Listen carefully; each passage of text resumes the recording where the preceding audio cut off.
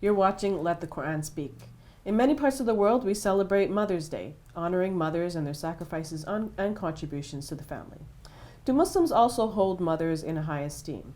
We look at the Quran and the Prophet's example to answer that question.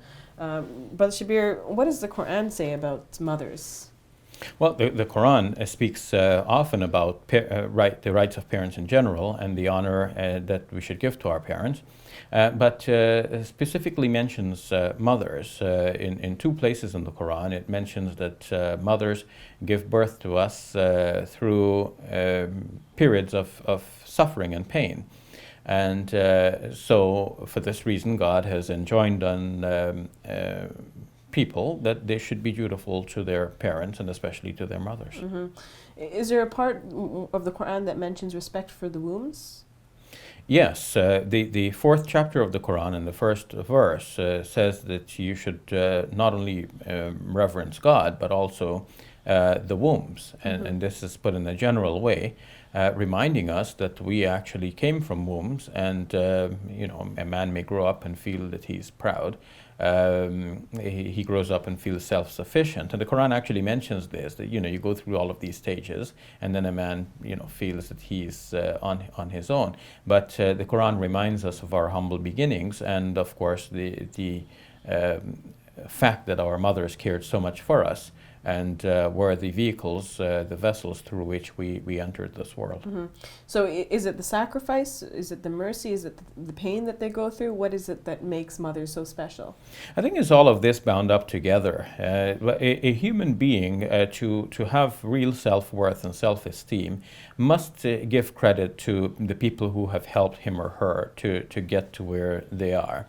And what is sometimes the contribution of other people to our well-being and to our status is not so very obvious. But what is obvious to every thinking person is that without our mothers, we wouldn't have been here. Now, from the mother's perspective, obviously, the mother carries the child through this long period of pregnancy, going through all of the discomfort. It is a curious fact that our human bodies are so constituted as to reject any foreign body. And here, a miracle of all miracles is that a baby starts to grow in the mother's womb, and rather than being rejected, the baby is actually nurtured in the mother's womb. The Quran speaks about the development of the human embryo as an alaqa. Alaqa is a word in Arabic which could mean a thing that hangs or clings, but it's also the word denoting a leech, and a leech acts as a bloodsucker, as we know. The human embryo hanging on to the mother's uterus actually develops chorionic villi, which penetrate the mother's pancreatic wall,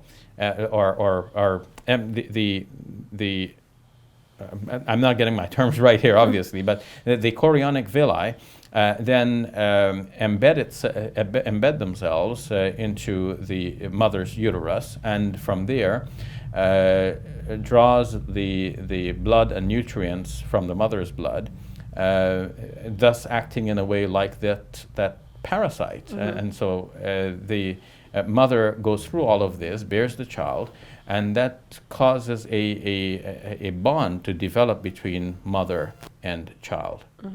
From the mother's point of view, this is my child forever. Now, it's interesting, we mentioned the Quran, but the Prophet Muhammad also spoke quite eloquently about mothers as well, though he lost his mother at a very young age. Can you tell me a little bit about what he said about mothers? Yes, it is said that a man came to him and asked him, of all of the people, who deserves my companionship most? And the Prophet, peace be upon him, said, your mother. And he asked, and who next? And the Prophet said, your mother. He asked, and who next? And the Prophet said, your mother. And then only on the fourth time, the Prophet said, your father. And this has established for many commentators on this saying that the mother occupies such a great position in this worldview, much more so than even the father. There's another hadith where the Prophet Muhammad says, paradise lies under the feet of your mother. Can you tell us about that hadith? It is a common saying that the paradise lies under the feet of the mothers, a saying in Arabic and widely circulated among Muslims. The hadith that I found regarding this says that the paradise is at the feet of the mothers. And what that would indicate is that if you want to get into paradise, then serve your mothers. And that will be the way to get to paradise. Okay, we'll get to that a little bit later, but in the Quran, God mentions two very famous mothers, the mother of Jesus and the mother of Moses. Can you tell us a little bit about what lessons we can draw from those stories? Yes, both are in a way baby stories, because we have, in the case of Moses, the baby Moses is sought after by the Egyptian authorities. The soldiers want to kill off on the Pharaoh's order the Hebrew babies, and Moses' mother is inspired by God to take Moses and place him in the river. And she does this, although it was very difficult for her to see her baby placed like this, but she was acting under divine inspiration, and the it seems assurance. Like she was reassured. Yes, the assurance given to her by God is that we'll bring him back to you. And yet, when she placed him, she felt, according to the Quran, she felt a loss in her heart, and that shows the close relationship of a child to mother, at least in the mother's view, and the great love that a mother would have for a child, such that if the child goes away, the mother feels a sort of emptiness inside. The story of Jesus is also very interesting, because Mary was quite young when she had him. And when she was alone as well. And she was alone. The Quran says that she separated herself because at the time it was obviously not very welcome in society for a young woman without a husband to have a child. And when she came carrying the baby, people began to raise questions about her character. And that is when she pointed to the child. And it is said that in the Quran that the child spoke and said, "I am a servant of God. God has made me a prophet." So God kind of reassured her and showed her the way to relieve her pain and suffering then. Yes, and it is interesting that in the Quranic depiction of the birth of Jesus, the pain that Mary went through, which everyone knows is real, is highlighted. The difficulty that she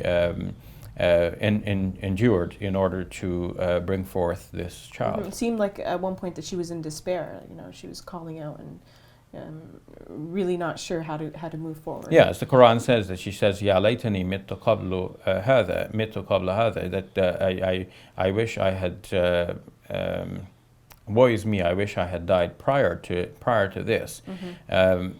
But then she was told to take shelter under the palm tree and to eat from the dates.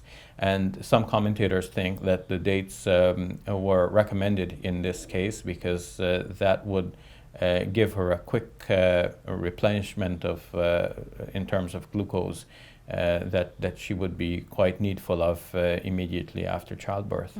So what lessons do you think we can learn from the fact that the Quran mentions these mothers?